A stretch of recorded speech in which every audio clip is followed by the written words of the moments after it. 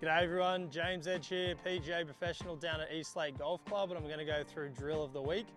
So drill of the week is the layup drill, and this is going to be great for any golfer out there who goes onto the golf course, whether it's your home track or another course, and you get to the first tee, you just grab driver and just whack it and hope for the best. Also, it's good for the golfer that gets on the first tee and is a bit indecisive, not sure what I should hit, and you take a little bit longer than you should, and you potentially maybe choose the wrong club most of the time. And finally, the drill is going to be great for the golfer who just wants more structure, wants to have a game plan before they start. Maybe that prepper, that golfer who's a bit more into their golf and wants to have a game plan before you even go out there. Well, the layup drill is going to be great for all three of those golfers. So what you're going to need for this drill is you're going to need a rangefinder of some sort. So I've got my rangefinder here. You can also use a GPS, so I've got my GPS watch here. You're going to need a club, so I've got my TaylorMade TM Mill Grind 4 wedge. And I've also got my golf balls here, so TaylorMade TP5X. They're going to be great because I'm about 75 meters away from the green here. They're really good for control around the green. And I'm on the golf course for this drill, so this one's more about course strategy, and it's going to really help elevate your game, improve your game. And if you haven't done so already, if you could please like, share, or subscribe to my YouTube channel below.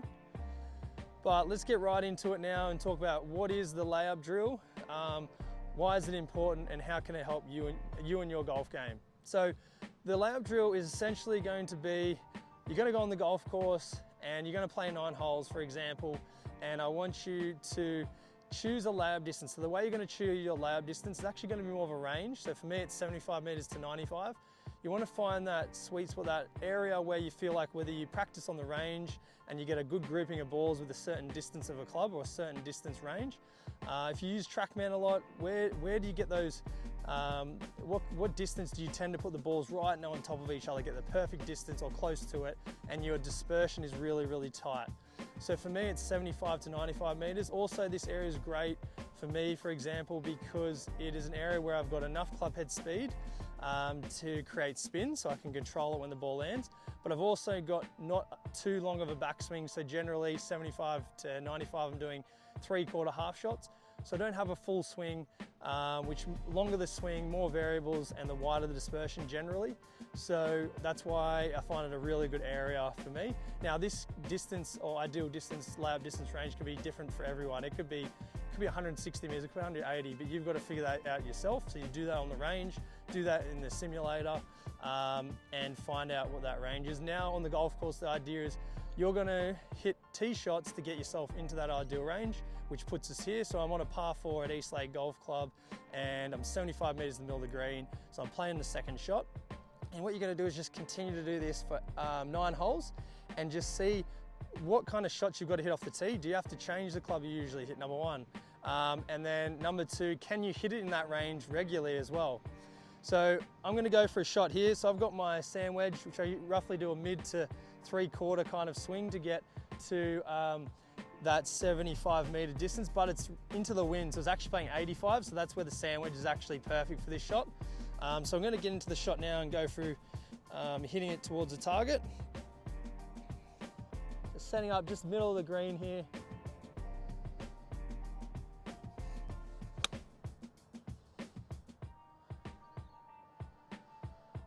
Okay, great, so hit a really nice shot there, middle of the green. Felt really comfortable with that. So the next part of the drill is you're gonna hit another ball. So this is just to prove to yourself that you can be consistent with it and it wasn't a fluke. So I'm gonna set up, do that mid to 3/4 swing with my sand wedge again, aiming middle of the green.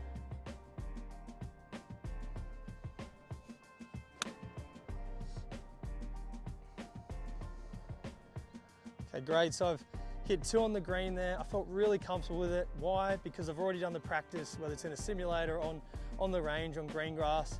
And I know that this distance range, 75 to 95, I've got really high spin, I've got really good tight dispersion, and I know that my distance control is really good from these lengths. So that's gonna help me then, before I play the round, I could plot out, if you're playing a big tournament on a course guide, plot out where you need to be in those ranges on the course map, and then that will help you make a decision of what you need to hit off the tee, and you can already figure that out before you get on the course. Now, it doesn't need to be concrete or set in stone. There can be some flexibility, but it gives you a guide to feel more confident, more prepared with your course strategy when you go to play your next round of golf. So I really hope this helps. And if you liked this clip, can you please hit the like button below? And if you want to see similar content, whether it's off the tee, approach the green, scoring zone, around the green, putting, mindset or course strategy, then please subscribe, like or share below. And I look forward to seeing you next time. Remember, persistence pays off. See you next time. Bye.